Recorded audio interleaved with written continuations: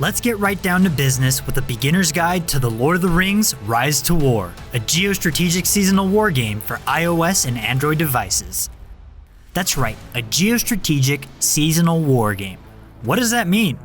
Well, wargame is pretty obvious. You control armies vying for domination over territory in Middle-earth, with the ultimate goal of tracking down the One Ring to clinch victory.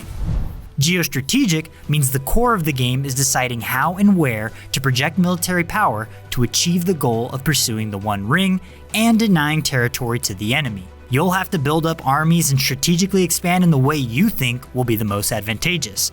And seasonal refers to the fact that Rise to War operates using seasons that offer new game concepts, additional factions, and campaign objectives and quests for special rewards. To begin, you'll choose a faction to join, and that doesn't just mean good or evil. The warring sides in Middle-earth are traditionally divided into the Free Peoples and the evil factions, but each of those sides contains multitudes. You can of course choose from the expected standbys of Gondor, Mordor, Isengard, and Rohan of course, but maybe you'd like to see where the Witch King hangs his jagged steel helmet and choose to play Angmar instead, or handle the war in the north with Rhûn, home of the Easterlings. Maybe take the other side of the northern conflict by supporting the dwarves of Erebor, or go out west and pick Lindon, location of the Grey Havens. Considering the goal is to track down the One Ring, you may want to choose something close to Dol Guldur, where the thick of the action is. On the other hand, there's something to be said for the more leisurely pace of the outskirt factions, which gives you time to learn the game without as much pressure from back and forth conflict between other players.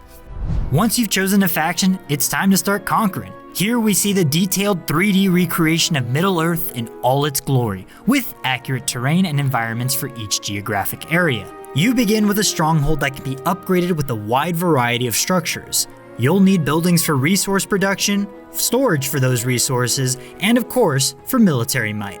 To branch out and take control of the surrounding lands, recruit commanders to lead your forces. Commanders are powerful leader units that you'll largely recognize from the Lord of the Rings books and films. Faramir, Lurtz, Boromir, the Witch King, just about anyone who ever barked an order in the films is here, if you can impress them enough to join you. With your commanders in place and staffed up with fighting units, you can strike out from your settlement and conquer nearby tiles. Tiles of land have power ratings starting from 1, stretching to the hundreds, so you'll be starting small early on. Joining a fellowship or warband, essentially a player clan, will let you team up with other players in your faction, working together toward the ultimate goal of keeping the One Ring out of the hands of your enemy.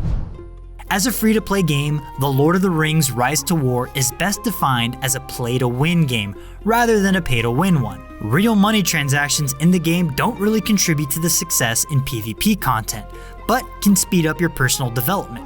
The game is designed to make strategic choices more important. The season system resets faction territories so Middle-earth doesn't become permanently dominated by veteran players, giving newcomers a fighting chance. You can even choose to play previous seasons if you want to start simple and build your way up to the more complex current season of the game.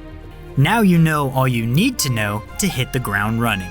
Download The Lord of the Rings Rise to War on your favorite mobile devices and get to ruling them all. And for more on all things gaming, stay tuned to IGN.com.